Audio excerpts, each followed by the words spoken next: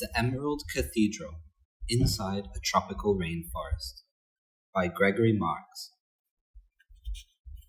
Page 3. The first recorded description of a New World tropical rainforest came from its first European tourist, Christopher Columbus. Never have I beheld so fair a thing, he wrote. After learning that he did not land in the East Indies, he decided he had found the Garden of Eden. More than 10 years later, in what is now Brazil, explorer Amerigo Vespucci said of the rainforest, "If paradise could be found anywhere on earth, it wouldn't be far from this country." Page 4. Tropical rainforests. No wonder the explorers admired these forests. What brilliant color! What breathtaking beauty! Such forests can exist only in the tropics. Two bands extending about 1,500 miles north and south of the equator. Rainforests in other zones are different from tropical forests. Tropical rainforests cover only 7% of the Earth's land surface, but they are home to 50% of its plants and animals. Why are tropical rainforests so rich with life? In the tropics, temperatures change very little throughout the year. Rainforests are always hot and wet. The air is often humid. Year-round, the sun's direct rays keep average daily temperatures between 73 and 87 degrees. Page 5. These warm, wet forests give life to more than 30 million species of plants and animals. Many are still unknown to scientists. Broad leaves cover the trees year-round. Plants flower and fruit throughout the year. They feed millions of animals. A layered forest. Early explorers could not see the most enchanting parts of the forest. From the ground, a dense mass of leaves, branches, and vines hides the life that bustles and blooms in the treetops. Rainforests form separate layers that are quite different from one another. Some animals move from layer to layer. Some plants reach from one layer into another. Many plants and animals never leave the layer they occupied. But their lives are linked with organisms in other layers that they never see. Emergence. Tallest trees that stretch 75 to 250 feet from the floor. Canopy. Roof-like layer formed by spreading branches of treetops 40 to 75 feet from floor. Understory. Layer of tall shrubs and shorter trees extending 40 feet from the floor. Floor. Ground level. Page 6. The forest floor. Visitors have compared the forest floor to a giant emerald cathedral. Trees tower like columns, disappearing into an arching canopy. Chatter, squawks, and shrieks break the warm, humid stillness. These sounds hint at the life that teems above. Only silvers of light slip through the dense plant growth. Few green plants grow in the dim shadows of the lowest layer. They include ferns, baby trees, and shrubs that can live with little light. Members of the ginger family grow here. Some mosses and fungi feed on nutrients in the trunks and roots of tall trees. Page 7. The floor seems hushed and still, but the heavy scent of life fills the air. Animals lurk in the shadows. Some bustle unseen beneath the carpet of leaves and twigs. Ground animals hunt for fallen fruits and nuts. Floor animals act as gardeners. They scatter and fertilize the seeds of fruit-bearing trees. They eat the fruit. Then they drop the seeds in a pile of nutrient-rich dung some distance from the parent tree. Trees and plants take root. Some animals even plant the seeds. The floor depends on the upper forest for nutrients and gives back nutrients to the towering trees. Millions of insects and tiny organisms eat fallen leaves, branches, fruit, and animal droppings. They break them down into nutrients for the trees and plants. Page 8. Floor animals and hunters. Floor-walking birds, such as the banded pitta, eat insects. Larger mammals, such as the anteater, also feed on insects. At night, its relative, the armadillo, takes a turn eating insects. The long snout and sticky tongue of the anteater are perfect for dining in ant and termite mounds. Page 9. Insects also feed frogs and toads. The forest floor is so damp that frogs can live and lay their eggs on it. In turn, plant and insect-eating animals become meals for prowling predators. The bird-eating spider hunts for frogs, lizards, small rodents, small birds, and bats. The bird-eating spider is the world's largest. Like a cat, this tarantula sneaks up on its prey and pounces. This fearsome hunter can also be prey. Some South Americans enjoy tarantulas roasted over a campfire. Page 10. The largest predator in the Brazilian rainforest is the jaguar. To find enough food, one jaguar must range over as many as 200 square miles. A swimmer and climber, it hunts in the water, in the trees, and on the floor. On the floor, it hunts such animals as deer, pig-like animals called peccaries, tapirs, and the capybara. The jaguar has little need to fear other animals, unless it startles a poisonous snake. The deadly fer-de-lance, pit viper, or night-prowling bushmaster may be coiled on the forest floor. Page 12. Some animals on the forest floor are visitors from upper layers. They may even carry passengers, as does the three-toed sloth. The sloth spends its life in the trees, eating leaves or hanging motionless under branches. Covered with green algae, it blends in with the forest leaves. Its fur is home to insects that can survive only in sloth fur, such as sloth moths and some beetles and mites. Once a week, the sloth climbs down to use its bathroom, the forest floor. Beetles and moths jump off to lay eggs in its waist. Moths hatching from the last visit jump into the sloth's fur for the ride up. Page 13.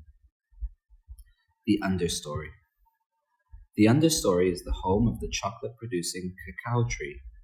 Like many understory trees, the cacao grows fruits and flowers directly out of its trunk. The branches above the understory block most of the sunlight and hold moisture in the air. In the dim, greenish light, the shrubs and young trees rarely grow tall. Palms, ancient cone-bearing trees, ferns, and delicate shade-loving plants enjoy this humid layer. Understory plants grow leaves broad enough to gather the limited sunlight. Many leaf-eating insects, reptiles, and mammals prefer feeding or nesting in this layer. Iguanas, lizard-like reptiles as long as 6 feet, sometimes munch on an understory leaves. Insect-eating birds and tree frogs also dine well. Page 14. The ocelot prowls the understory, preying on unsuspecting leaf eaters. These leaf and insect eaters attract predators to the understory. Small cats called ocelots and margais lie in wait. Palm vipers, poisonous snakes that eat birds and look like branches, may lurk in understory trees. Also, camouflaged in the understory are boa constrictors and anacondas, climbing snakes that can hunt on any level. Page 15. The canopy. Most plant growth takes place in the canopy.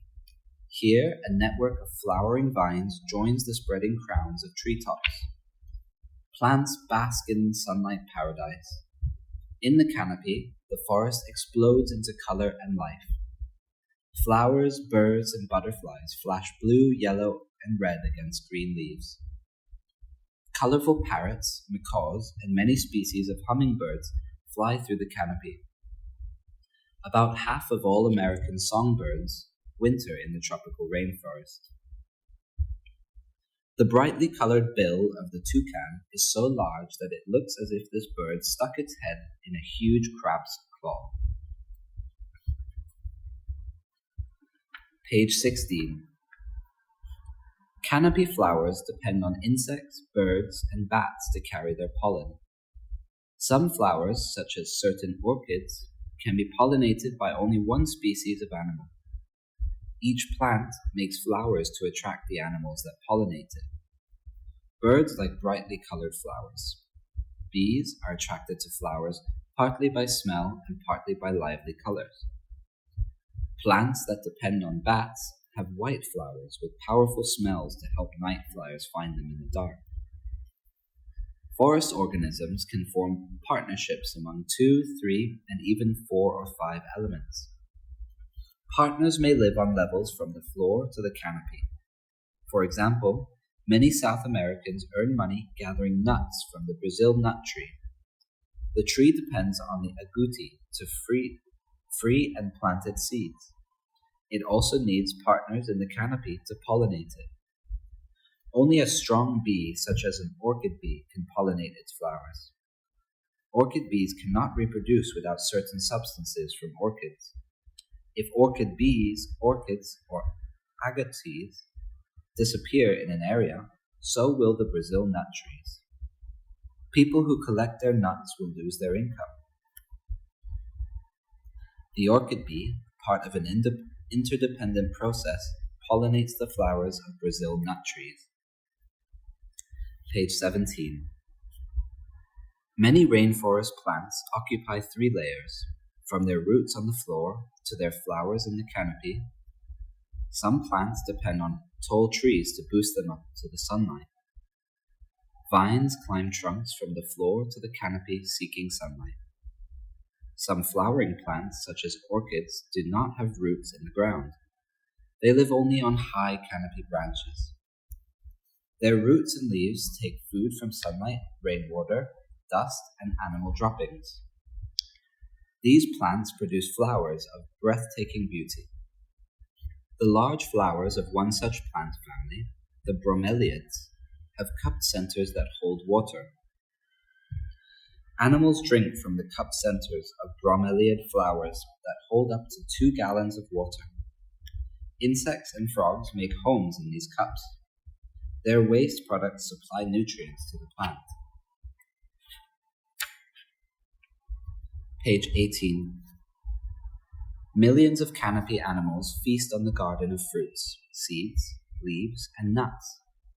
The wealth of canopy plants support most of the rainforest animals. Many of these species, such as monkeys, move easily from tree to tree on a network of branches and vines. Plants depend on canopy animals to carry seeds a distance from the parent tree. At any given time, only some trees will be fruiting and may be widely scattered.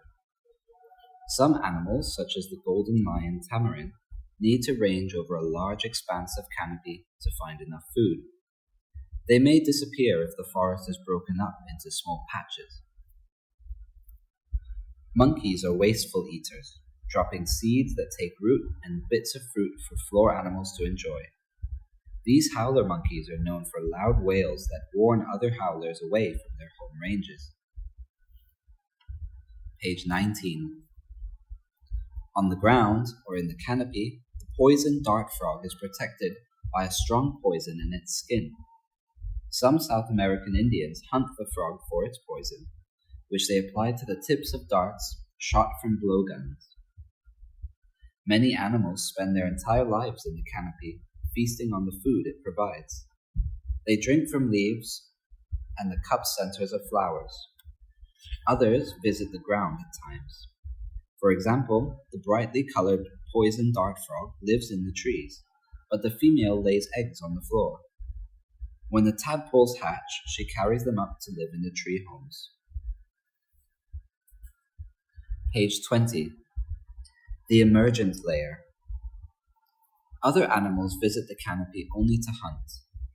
Birds of prey, such as the harpy eagle, nest high in majestic trees that extend above the canopy. Here, crowns of giant trees spread like open umbrellas to form the emergent layer. At this height, strong tropical winds can whip the treetops. Many insects live in this layer, but most of the flowers are pollinated by wind. Birds of prey nest high in emergent trees, where they can spot small animals in the canopy and swoop down on them. Page 21. Bad news, the falling forest. To preserve the rainforest, Indians who live there hunt or harvest its products without clearing the land. Above, a mat-cess woman weaves a basket for palm leaves in the rainforest near Angamos, in the Amazon basin, Peru. Bad news, the falling forest. Tropical rainforests are shrinking. According to some scientists, as many as 27,000 rainforest species may vanish every year as forests are cut down around the world. The Brazilian Atlantic rainforest began to fall in the early 1500s, when settlers devoured it chunk by chunk. Logging and clearing forests provided homes, food, fuel, money, and jobs. But Indians lost their way of life as well as their means of survival. So did many plants and animals. Many toppled trees were hundreds or thousands of years old. A way of life was becoming extinct. Page 22. Even in the remaining patches, many species are at risk. Some species live only in one small rainforest community. If their home is cleared, such species are gone forever. Other species need large ranges to find food or mates. They cannot survive when cleared areas break the forest into small sections. Many shade plants and organisms cannot grow outside their shady habitat. Patches of forest cannot proceed to fertilize the large cleared area. Without a standing forest to drop nutrients, rainforest soils are poor. The diversity of a cleared forest may never be replaced. Rainforest communities have evolved over millions of years. Once the web is broken, plants and animals cannot rebuild their complex communities. In all ecosystems, plants and animals depend on one another. Extinction of one species may put others at risk. Cleared rainforest land makes poor farmland. Once the soil is worn out, it loses the network of plants and roots that hold it in place. Then the bare soil is quickly washed away by heavy tropical storms. Good news, the remaining forest. Page 23. The good news is that 2 million square miles of Amazon rainforest still sprawl across the Amazon basin. The forest extends from Brazil into 7 other countries. To the rescue. In Brazil and abroad, people, groups, and governments are trying to save the remaining rainforest. Areas have been set aside for natives to harvest fruits, nuts, and other products without cutting trees. For example, Brazil nuts and medicine plants are taken from rainforests without destroying them. Rubber and cacao can be collected from rainforest trees instead of being farmed. To help, rainforest groups have asked people to buy products gathered from standing forests. Page 24. Solutions to forest loss are not simple. World population is growing rapidly.